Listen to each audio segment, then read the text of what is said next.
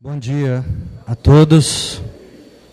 Que Jesus, nosso divino amigo, esteja conosco nesta manhã, em que nos convida a oportunidade da reflexão acerca do teu evangelho à luz do Consolador prometido, a doutrina espírita. A nossa alegria é muito grande sempre que retornamos a esta casa. Desta vez um intervalo um pouco maior que de costume. Não parece, mas já tem um ano que nós estivemos aqui, desde janeiro do ano passado. O Virgílio até nos contactou algumas vezes, mas por outras situações nós não pudemos vir. E hoje, como sempre faço, aqueles que já nos ouviram em outras oportunidades sabem que a nossa fala é extremamente simples e de um conteúdo muito singelo. De forma que nós estamos estudando e aprendendo à luz da doutrina espírita e temos bastante dificuldade de repassar aquilo que recebemos de tantas bênçãos de conhecimento. Mas, na proposta de estudarmos juntos, aqui estamos nessa casa que generosamente nos acolhe. E hoje, dentro dessa proposta, nós vamos falar sobre um tema que, ao meu ver, ele está próximo de todos nós. E eu gostaria que ao longo da fala vocês percebessem da forma que foi importante para mim, aquilo que nos motivou a estar conversando aqui hoje, essa manhã. Muito bem, é extremamente natural nós observarmos que quando duas pessoas debatem um determinado tema, é natural que a gente tente mostrar a quem nos ouve, geralmente, que nós estamos com a razão. Diante de dissidências, de debates acalorados, nós percebemos sempre o esforço de quem fala de mostrar que está certo, está com a verdade. Isso é muito comum entre nós. Nos dias atuais, nos tempos modernos, tais debates se revestem ou são utilizados meios eletrônicos, digitais, a velocidade, não necessariamente estarmos próximos fisicamente, mas a internet nos possibilita conversar, dialogar e debater com pessoas que talvez fisicamente são distantes de nós. E nem por isso o nosso ânimo talvez muda, acirrado pela vontade de mostrar que nós estamos certos. E nesses embates, às vezes, nos exaltamos ou adotamos uma postura, de certa forma, equivocada. No meio espírita, será que existe esse tipo de problema? Será que no meio espírita existem desavenças? No meio espírita existem opiniões diferentes? Para quem, por exemplo, precisa ter a responsabilidade de conduzir os trabalhos? Certamente que há. Onde há o ser humano, há opiniões diversas, há ideias diferentes. Num casal é assim. Quando pais e filhos conversam, vizinhos trocam ideias sobre algo que vem à tona. E às vezes nós vemos algumas manifestações um pouco mais inflamadas, apaixonadas, e às vezes com doses de um certo exagero. Nós vimos um fenômeno recente, que teve um lado positivo, é lógico, que foi a manifestação das pessoas na última eleição, especialmente as proximidades do mês de outubro do ano passado. O Facebook se tornou um campo de batalhas para muita gente. O recente utilizado WhatsApp, onde nós temos aí diversos grupos formados, nós presenciamos com grande tristeza pessoas que se tornaram inimigos recentes depois de desavenças de opinião, inclusive familiares, que ficaram com raiva do outro porque pensavam diferente deles. Evidentemente que a forma com que se manifestaram nem sempre foi a mais respeitosa, a mais caridosa. E certamente, corações mais suscetíveis se melindraram, se aborreceram, e o que era para ser salutar e promover o crescimento de todos, torna-se motivo de desavença. Essa é uma postura natural de todos nós, quando somos convidados a exteriorizar o que pensamos. Infelizmente, essas dissidências que são comuns, elas não são muito boas para nós. E há um bom tempo atrás, Allan Kardec nos deu uma opinião a respeito disso. Peraí, mas quando Kardec esteve na Terra, não havia internet, não havia WhatsApp, não havia Facebook. O que ele falou a respeito? Kardec escreveu um livro, tem um livro maravilhoso chamado Viagem Espírita em 1862 e outras viagens que ele promoveu na época, no movimento que nascia, que era o Espiritismo, e ele extremamente preocupado em conduzir as bases do que hoje nós colhemos de forma segura, já previa no comportamento humano as desavenças, as dissidências. E aí, se nós perguntássemos aqui agora, Kardec, diante de alguém, duas pessoas que tivessem num embate, do lado de quem que Kardec ficaria? Ele que era, talvez, um dos cérebros mais privilegiados que a Terra já presenciou na argumentação. Basta lermos as obras básicas e vermos como Kardec arquiteta os seus argumentos de forma lógica, racional, o bom senso encarnado, como disse Camille Flammarion. Então era de se imaginar que Kardec dissesse: eu estarei posicionado ao lado daquele que tiver melhor argumentação, daquele que tiver maior embasamento para sustentar a sua tese. Peço licença a vocês para ler um trecho do que ele mesmo grafou. Sem me preocupar com as causas, sem examinar quem cometeu os primeiros erros, eu me coloco, sem vacilar, do lado daquele que tiver mais... Qual a palavra que será que vem? Caridade. Isto é, mais abnegação e verdadeira humildade, pois aquele a quem falta caridade está sempre em erro, ainda que coberto de razão. Que resposta interessante. Kardec nos fala sobre caridade nos diálogos e nos debates. Mais à frente, ele diz algo extremamente interessante. Ele fala o seguinte: aqui na Terra, onde ninguém é infalível, a indulgência recíproca é a consequência do princípio de caridade. Eu vou repetir isso aqui.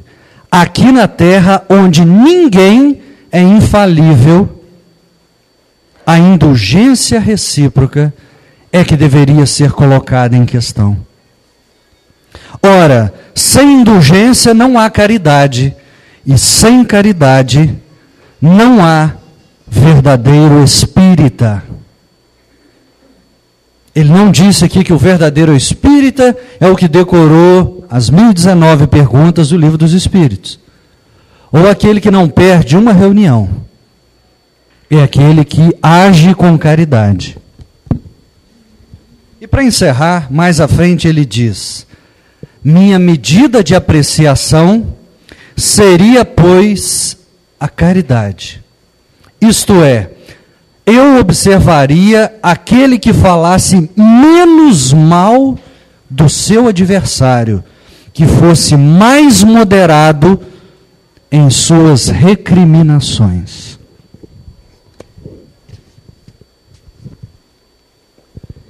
Será que é isso que nós observamos no planeta em que vivemos?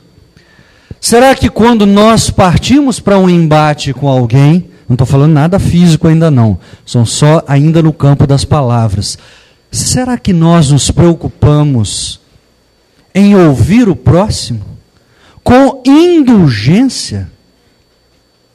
Indulgência significa ser mais rigoroso com os seus defeitos, com as suas imperfeições, do que aquela que a gente vê facilmente, que é o defeito do outro. Será que nós temos a paciência para ouvi-lo e só então nós nos pronunciamos? Kardec nos deu uma dica valiosíssima, importante à sua época, importante nos anos que se passaram e fundamental nos dias de hoje. Porque faz parte da natureza humana o diálogo, as conversas. Isso é tão importante para nós. Mas por que nós estamos escutando o que Kardec falou a respeito? Caridade, indulgência, entendimento cristão para com o próximo. É claro que Kardec via muito mais à frente. Por que Allan Kardec, talvez quem vem à doutrina espírita, ou esta casa pelas primeiras vezes, por quê? Por que nós estamos mencionando esse homem? Bem, para nós espíritas é muito natural. Allan Kardec organizou os ensinos trazidos pelos espíritos e fundou, organizou o espiritismo. Mas não é só isso. Entre bilhões de encarnados e outros tantos bilhões de desencarnados, Jesus, o governador espiritual desse orbe, que muito antes que o planeta fosse o planeta que conhecemos, ele já era o espírito puro que conhecemos. Jesus escolhe um espírito para trazer, como sua mensagem consoladora havia previsto, um consolador que diria o que ele não pôde dizer e traria novas informações para a humanidade, a fim de desvendar o maior enigma e tormento humano. O que há depois da morte? O que será de nós o dia que a vida física se extirpar? Nas mãos desse homem ficou a responsabilidade de trazer à humanidade a terceira revelação. Não é um ser qualquer, não é um homem vulgar, nem no conhecimento, nem na inteligência, e muito menos na moral, na índole. Kardec era um ser ao qual devemos prestar atenção no que ele fala. Só para a gente ter uma ideia, vamos fazer um parêntese aqui agora. Na revista Espírita que Kardec publicou no ano de 1859, de maio de 1859, um ano após o lançamento do Livro dos Espíritos, tem uma matéria chamada Cenas da Vida Privada, que é muito, mas muito interessante, o relato que ali se encontra. Mas o que nos interessa, nós enxugamos, e um espírito, desencarnado, obviamente, manifesta-se a um médium, que era conhecido seu da infância enquanto ele estava encarnado. O médium ainda estava encarnado, mas ele havia morrido aos cerca de 20 e poucos anos, jovem ainda. E eles foram contemporâneos, inclusive colegas de escola. E depois de um certo diálogo, que coisas muito interessantes são tratadas, o médium pergunta a esse espírito, que era um pouco zombeteiro, brincalhão, meio irresponsável, mas ele fala algo muito interessante que chama a atenção do médium. Ele diz: eu estive na casa do Kardec. Aí o médium: como assim? Você esteve na casa de Kardec? Sim. O que você foi fazer lá?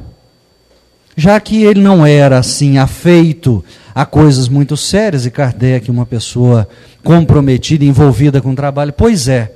Na verdade, ele foi conduzido à casa de Kardec. E ele diz, depois de alguns esclarecimentos, e pergunta assim: você estava só? E o espírito responde: sim. Aliás, Kardec estava só? Ele diz: sim, não havia ninguém com ele encarnado. Mas havia ao seu redor uma vintena de espíritos que murmuravam acima da sua cabeça. Mais ou menos uns 20 espíritos estavam ali. E ele disse o seguinte, esse espírito que estava falando ao médium: eu tinha a impressão de ser um grande intruso ali, e por isso eu fiquei quietinho num canto, e não abri a minha boca. E ele perguntou: esses espíritos pareciam estar interessados no que Kardec escrevia? Sim, creio que sim. 2 ou 3, sobretudo, sopravam o que ele escrevia e davam a impressão de ouvir a opinião dos outros. Quanto a Kardec, acreditava piamente que as ideias eram suas, parecendo satisfeito com isso, o que comprova que Kardec não tinha mediunidade ostensiva, mas era profundamente intuído e inspirado por esses espíritos. Então, dos 20, cerca de 3 atuavam diretamente, intuindo aquilo que Kardec registrava. Aí ele perguntou, o médium: foi tudo o que você viu? Ele disse: não. Depois, chegaram 8 a 10 pessoas encarnadas, e Kardec passou a um outro aposento, dando atenção a eles. Puseram-se a conversar, fizeram perguntas, ele respondia e explicava. Depois, chegaram uma massa de espíritos. Havia pelo menos uma centena deles, dos quais vários tinham sobre a cabeça uma espécie de coroa de fogo. Os outros se mantinham afastados e ouviam. E tu, o que fazias? Eu também ouvia, mas sobretudo observava. Vamos parar aqui. Por que eu trouxe isso? Esses relatos aparentemente simplórios denotam algo extremamente interessante. O trabalho de Allan Kardec foi assistido, coordenado, conduzido pela direção do plano maior. E esses espíritos que o acompanhavam são aqueles nomes que nós lemos no Evangelho, na introdução do Livro dos Espíritos. São vultos conhecidos, respeitados na história da humanidade, das religiões, da filosofia, das ciências, e que se envolveram a apoiar esse homem, a trazer e descortinar que a vida continua. No linguajar desse espírito, aqueles que tinham uma coroa de fogo sobre a cabeça indicavam espíritos de mais luz e de evolução, que acometiam naquele momento para um momento certamente importante do aprendizado de todos que ali estavam. Por que eu estou falando isso? Porque quando nós analisamos o que Kardec disse a respeito de postar-se, a indulgência não é alguém qualquer que está falando. É a expressão dos ensinos dos espíritos superiores, que por sua vez representavam a essência do ensinamento de Jesus. Nós vamos perceber que nada disso é invenção nova. Aliás, depois de dizer isso daqui, alguém poderia estar se perguntando.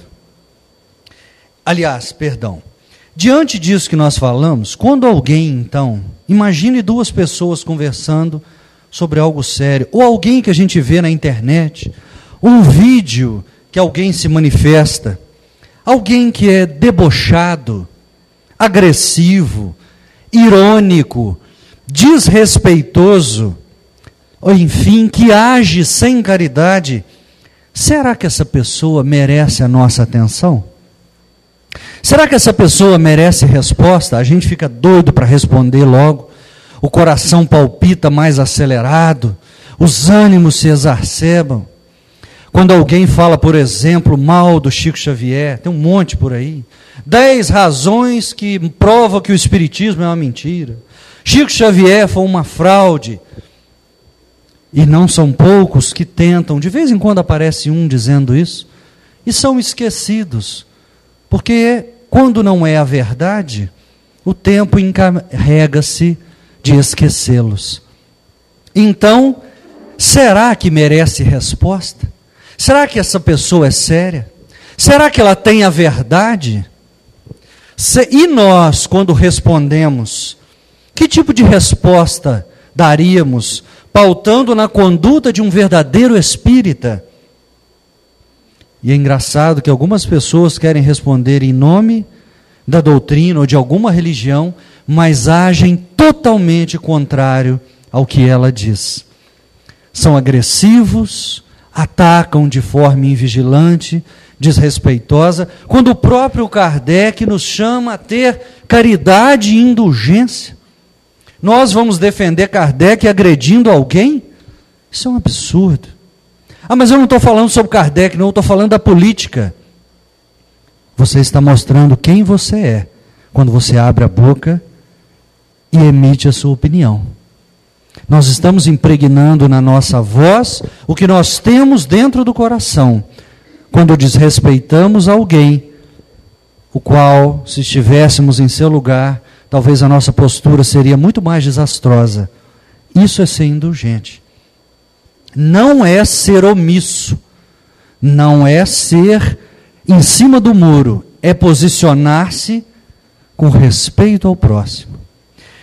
E André Luiz, num livro maravilhoso, porém até subestimado, que felizmente na nossa casa espírita nós conseguimos implementar um estudo sobre ele, e que é um verdadeiro curso de reforma íntima aplicado ao dia a dia. Estão faltando 6 semanas para a gente terminar o estudo desse livro, que é O Sinal Verde, do André Luiz. Sinal Verde é um livro singelo, quando a gente lê correndo, às vezes nem presta muita atenção, mas o Sinal Verde é o Evangelho de Jesus aplicado ao dia a dia. E André Luiz tem uma mensagem chamada Divergências. Olha que interessante. Cabe exatamente no que nós estamos falando. Eu separei aqui 4 frases dele nessa mensagem. A primeira fala assim: lembre-se de que as outras pessoas são diferentes e por isso mesmo guardam maneiras próprias de agir. As pessoas não são iguais a você, não pensam como você e por isso há de esperar uma postura diferente. Aí vem algo muito, muito forte. Esclarecer a base do entendimento fraterno, sim. Emitir a sua opinião, falar, olha, eu discordo de você, eu acho que não é desse jeito. Mas ele continua, polemicar, não. E nós adoramos uma polêmica. A gente se vangloria quando vê 2 pessoas a ponto de sair no tapa. Aquilo anima uma discussão. Quando André Luiz nos abre os olhos e fala, olha, se você tem algo a dizer que ajude a esclarecer, ótimo. Agora, botar lenha na fogueira sem trazer nada de bom nisso, infelizmente está errado. Afaste as palavras agressivas do seu vocabulário. E você pode claramente discordar sem ofender, desde que fale apreciando os direitos do seu opositor. Sabe aquele ditado que todo mundo conhece? Eu não sei se a ordem é essa, mas religião, política e futebol, futebol, política e religião, não se discute. Realmente, quem não sabe respeitar o semelhante não pode discutir sobre isso e sobre nada. Mas quando você ouve alguém expor o que pensa, e esse alguém te ouve e depois você fala, nós podemos falar sobre qualquer coisa. Quando eu cheguei aqui, eu escutei um botafoguense feliz aí, porque ontem conseguiram virar um jogo dificílimo ontem, né? Bem, eu sou Flamengo, estou brincando com botafoguense. Mas não quer dizer nada. O pensamento político meu difere do seu sem problema nenhum. A sua religião pensa diferente da minha, também não tem problema nenhum. Nós não estamos importando com o rótulo. O que interessa é o que vai na essência. Então nós podemos sim conversar sobre qualquer coisa, desde que o que nós estamos fazendo é um diálogo, e não uma tentativa de dizer eu estou certo e você está errado. Por isso, feche a sua boca e apenas me escute. Às vezes até acontece isso num diálogo entre pais e filhos.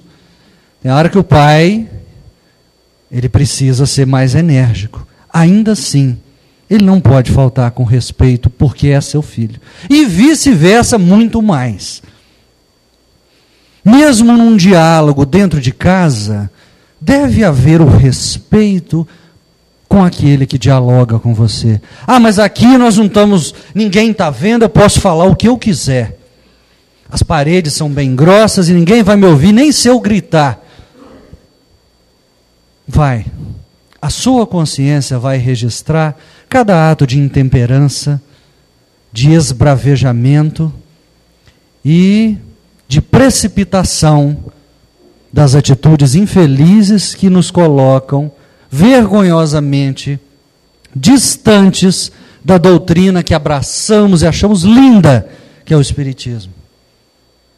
Mas às vezes estamos tão distantes da prática. Por quê? Porque nós entendemos que à medida que a partir do momento que eu saio daquela porta, eu não preciso mais me preocupar com o que eu acabei de ouvir aqui dentro.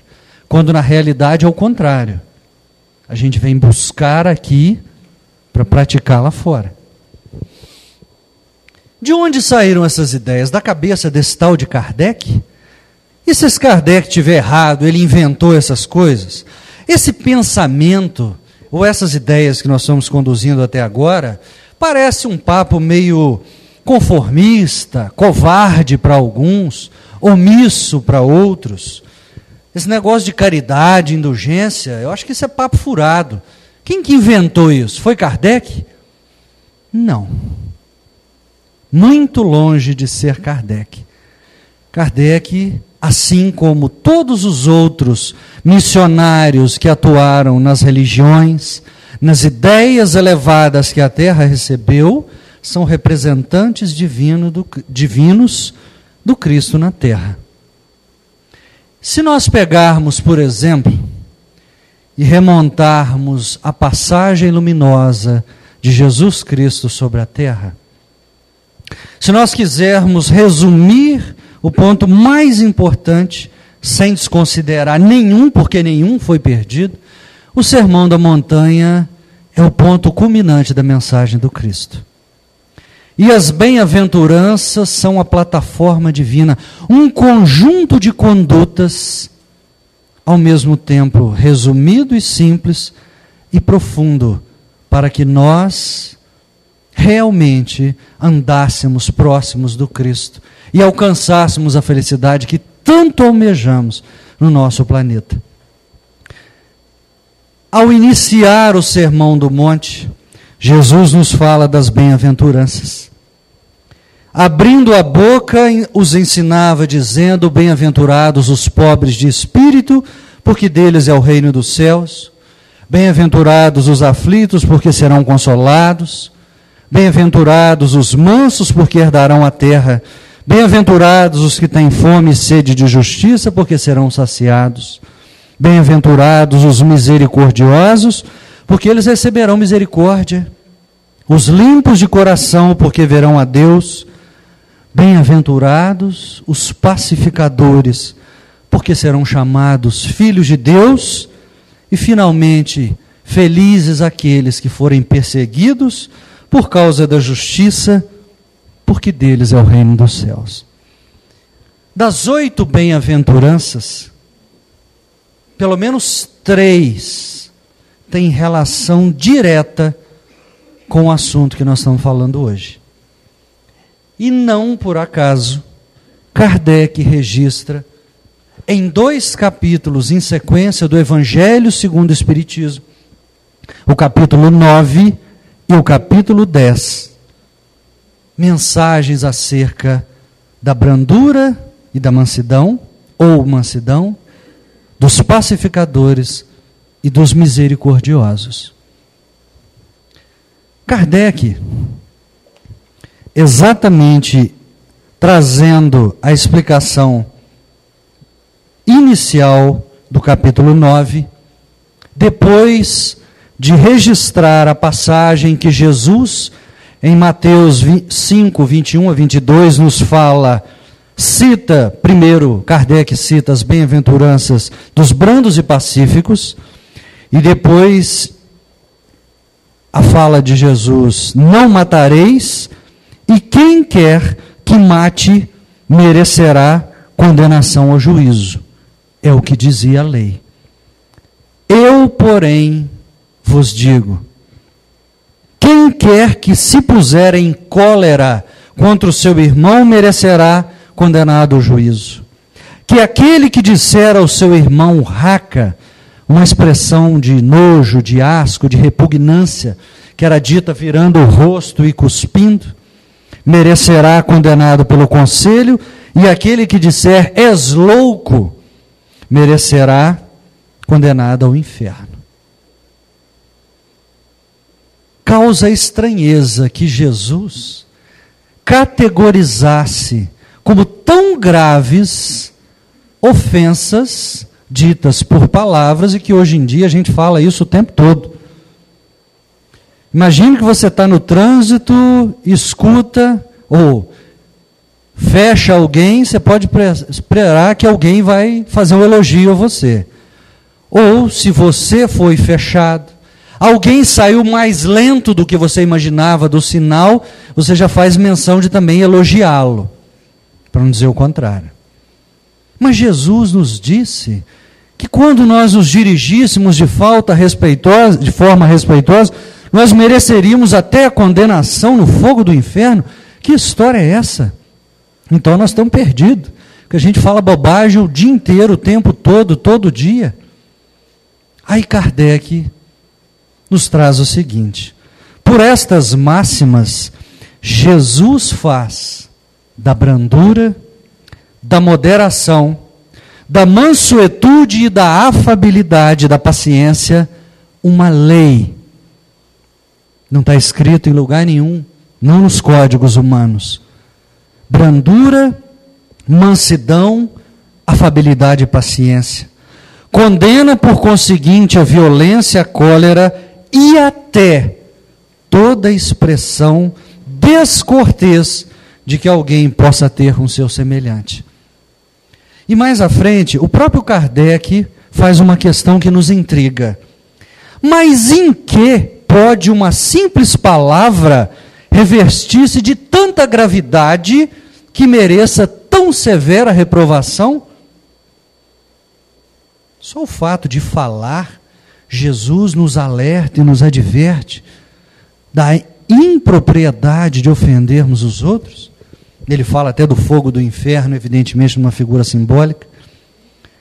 E mesmo o próprio Kardec responde: é que toda palavra ofensiva exprime um sentimento contrário à lei do amor e da caridade.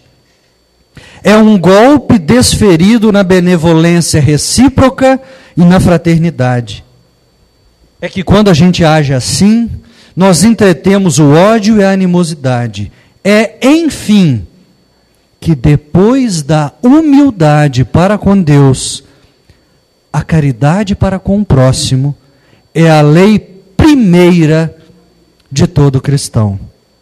Inclusive a caridade por palavras. A caridade na forma de agir e externar os nossos pontos de vista e os nossos sentimentos. E depois, logo depois, vem a primeira mensagem de instrução dos Espíritos, chamada a afabilidade e, quem sabe? A afabilidade e a doçura. Que negócio é esse de doçura? Bem, o que é ser brando que Kardec nos fala e reforça o que Jesus falou?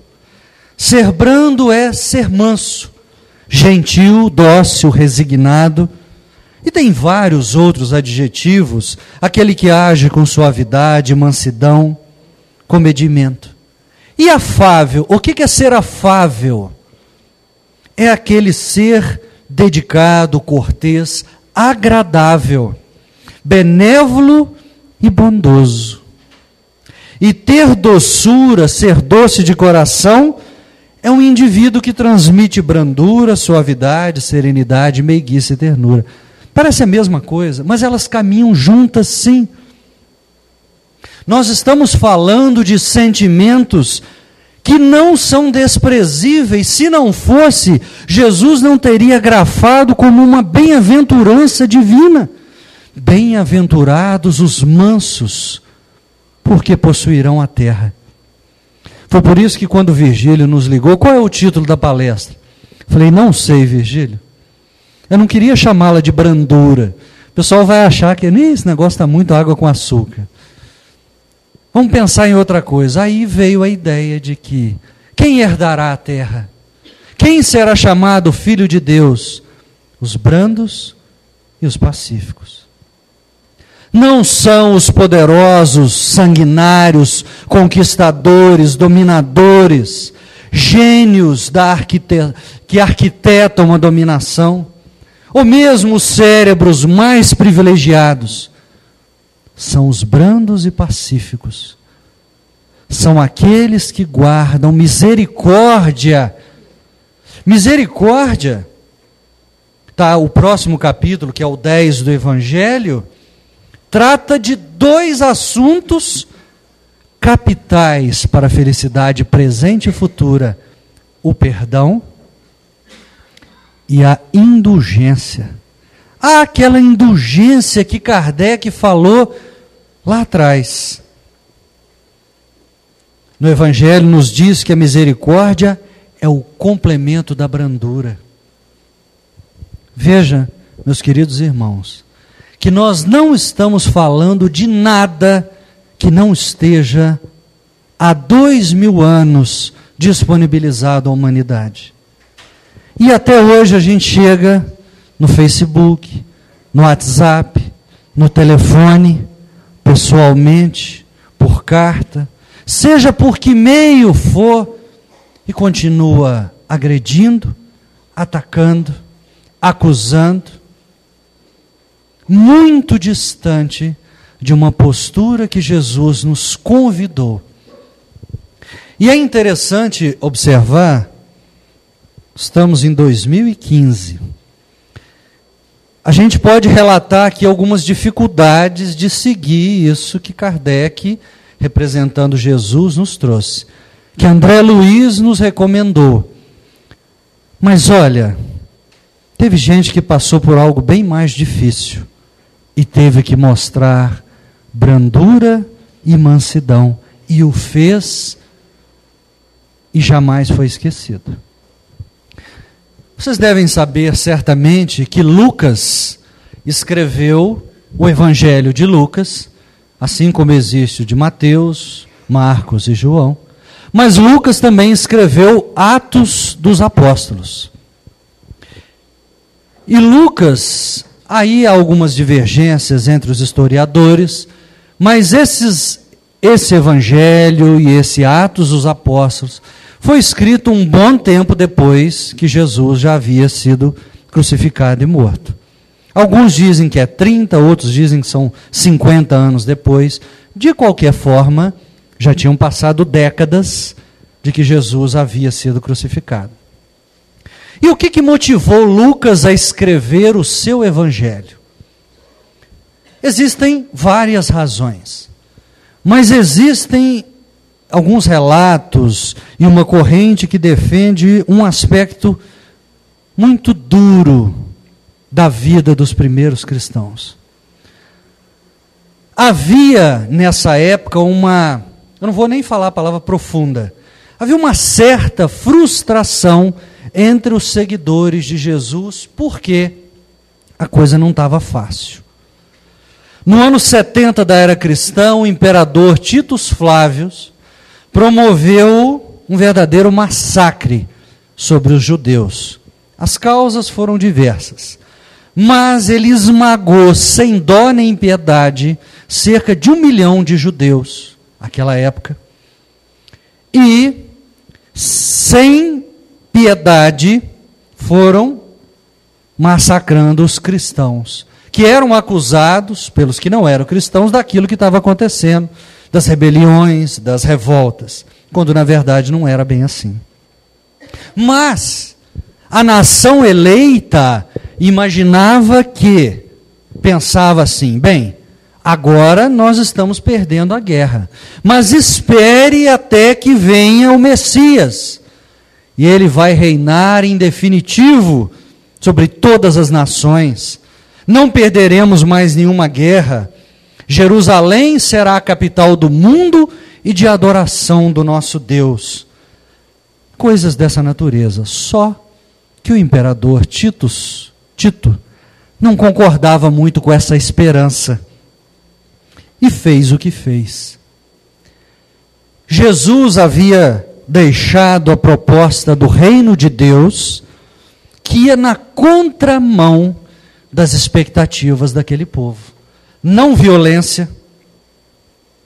Se um soldado te bater na face, oferece a outra. Aquele opressor romano, o que a gente faz com ele? A gente cura se ele estiver enfermo.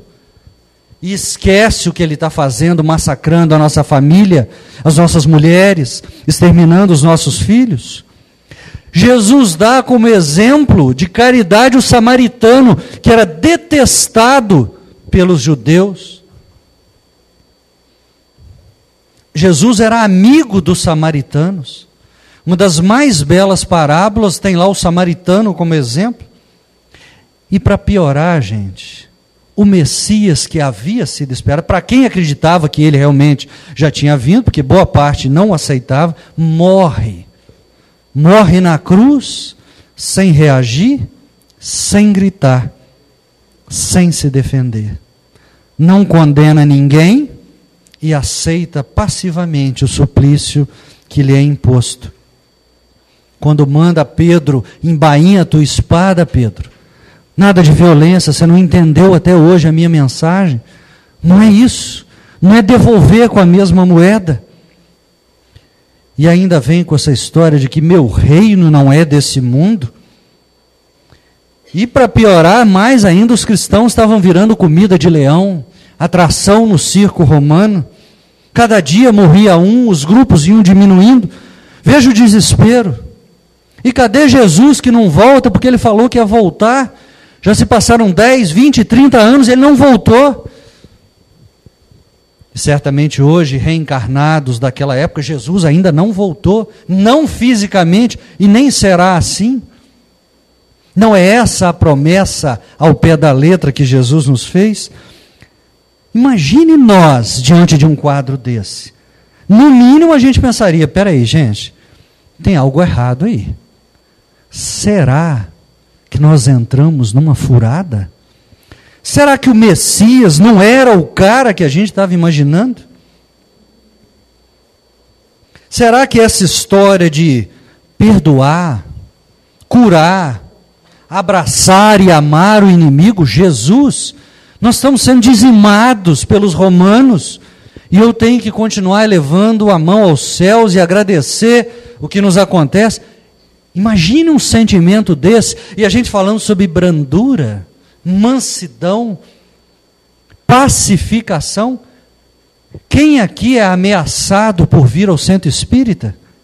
Quem de nós aqui tem a liberdade cerceada por dizer, eu sou espírita? No máximo alguém te olha torto ou não te compreende, mas essas portas não são vigiadas para saber quem entra aqui dentro. Há 2000 anos o quadro não era esse. E num momento luminoso da passagem do planeta Terra, acho que a gente pode falar desse jeito, E no romance por excelência trazido por Emmanuel, chamado Paulo e Estevão,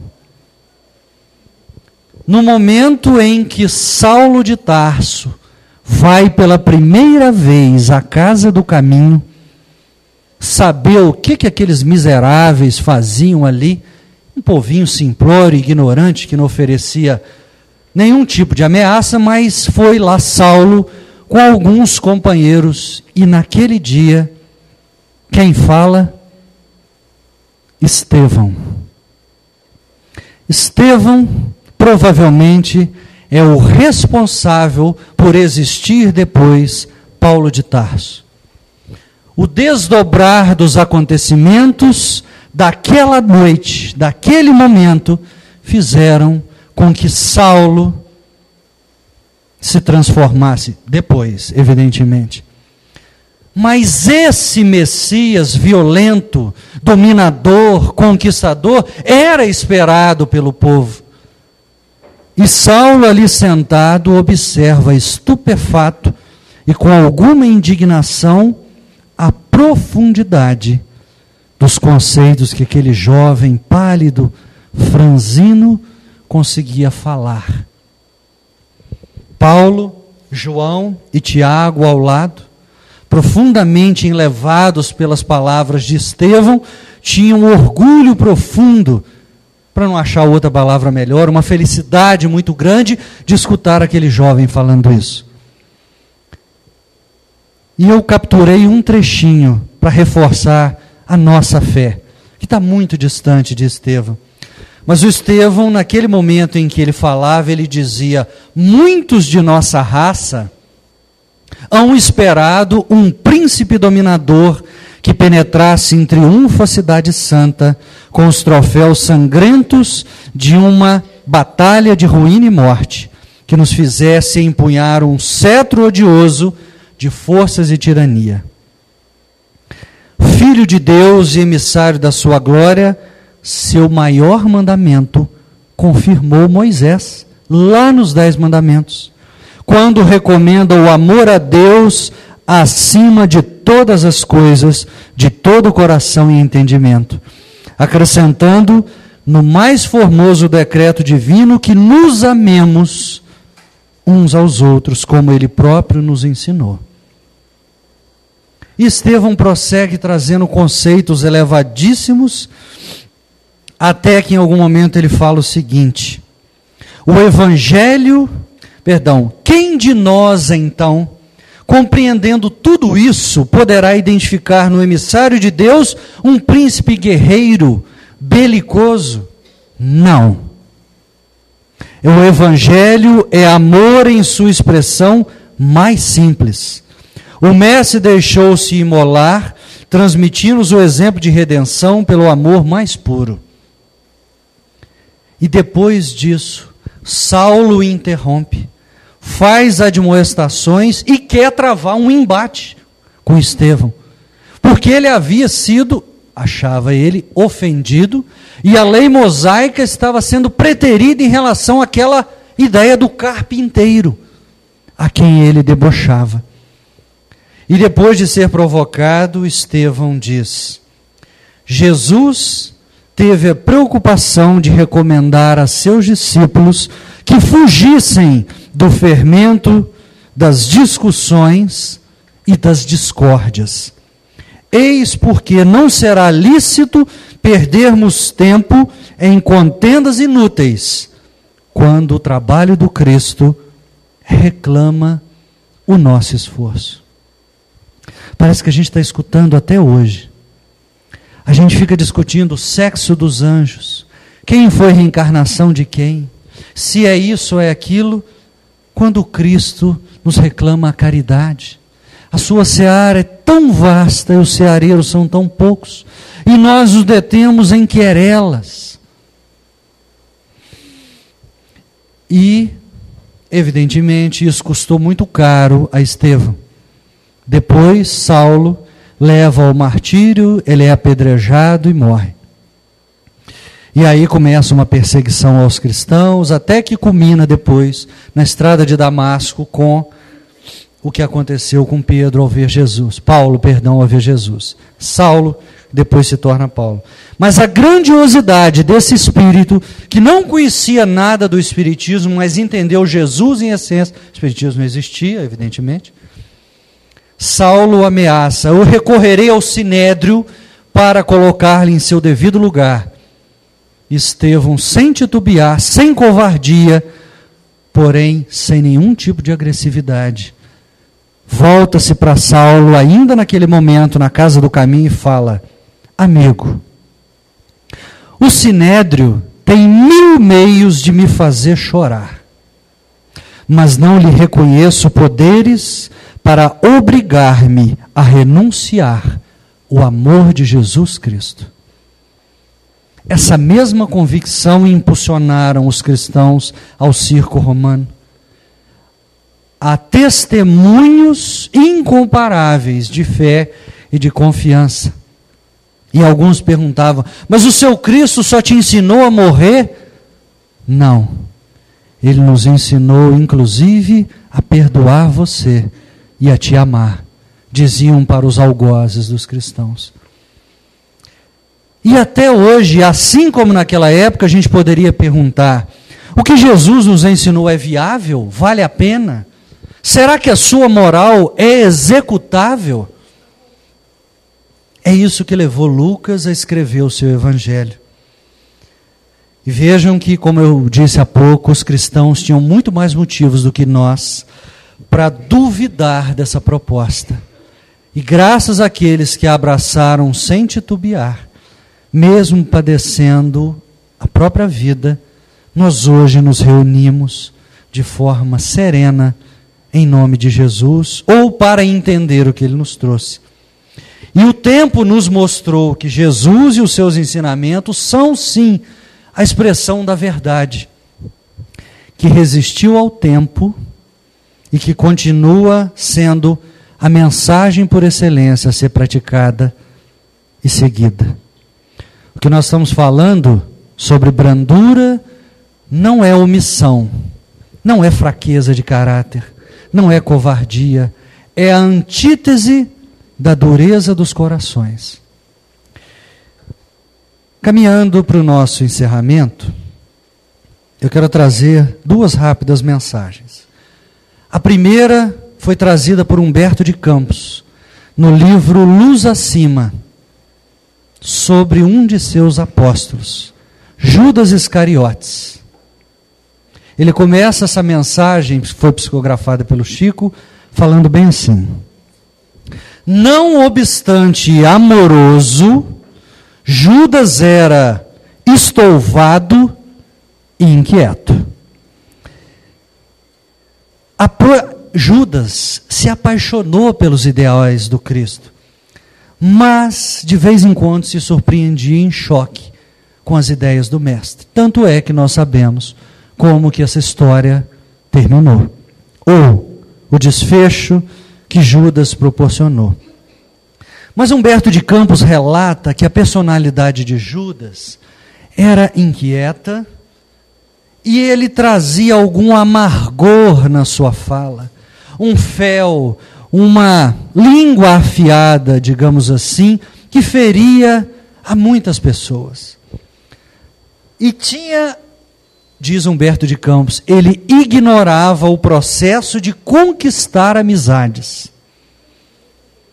Quando alguém se convertia ao cristianismo nascente, dizendo: agora eu me sensibilizei com a mensagem do Cristo, ele tinha sempre uma palavra a dizer: sei lá, hein, fica de olho nesse cara, isso daí não é verdadeiro não. Alguns simpatizantes, funcionários de Herodes, simpatizavam com o Cristo, ele dizia: olha, são víboras disfarçadas, não caiamos no seu engodo. Uma generosa amiga de Joana de Cusa ofereceu recursos preciosos para os discípulos que saíam de Cafarnaum para Jerusalém, e ele, Judas, adianta-se e diz: tudo bem, eu guardo a oferta, mas não me deixe enganar por você. Você pretende comprar o reino dos céus com essa quantia, e eu sei muito bem que esse dinheiro vem da iniquidade. Imagine alguém escutando isso, depois de fazer uma doação sincera de amor. A mulher ficou profundamente amargurada e entristecida. E assim como esses, ocorreram diversos relatos. Uma mulher que depois que o seu marido havia recebido o amparo de Jesus, resolveu abrir o seu lar para acolher crianças desventuradas, abandonadas pela sorte. E Judas diz, e o passado dela? O marido enfermou, desgostoso pelas atitudes. Certo, desenvolve ela uma piedade fictícia para angariar algum lucro futuro. A senhora, duramente atingida pelas descaridosas insinuações, paralisou a benemerência iniciante com enorme prejuízo para os filhos do infortúnio.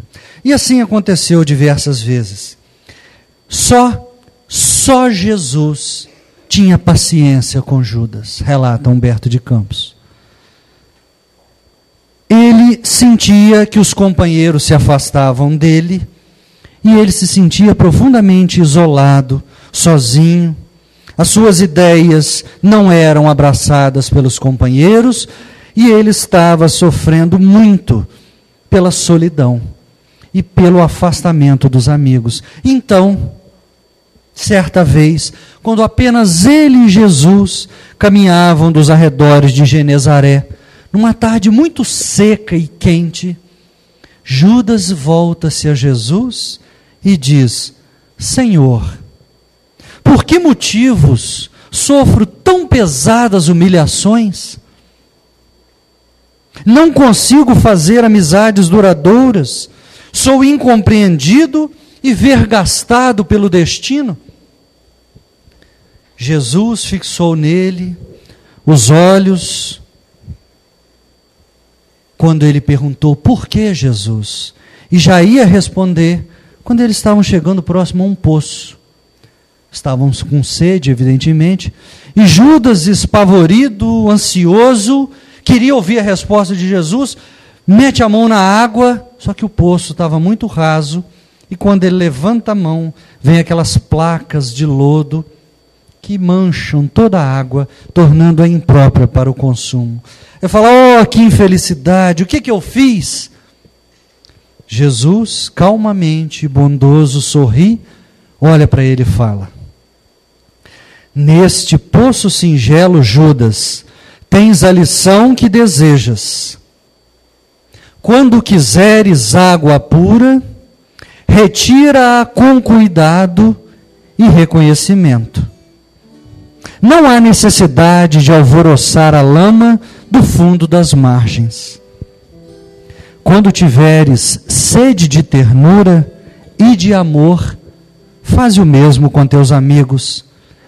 Recebe-lhes a cooperação afetuosa, sem cogitar do mal, a fim de que não percas o bem supremo. Pesado silêncio caiu entre o benfeitor e o tutelado, e o apóstolo invigilante modificou a expressão no olhar, mas nada respondeu à lição do mestre, que fica para todos nós. E para encerrar mesmo, nós vamos, ao mesmo tempo que agradecemos a todos pela indulgência de nos ouvir, refletir sobre Kardec, quando nos disse: aqui na Terra, onde ninguém é infalível, optemos pela indulgência, pela brandura e pela afabilidade. André Luiz nos trouxe essa mensagem do livro chamado Caridade, que se chama brandura.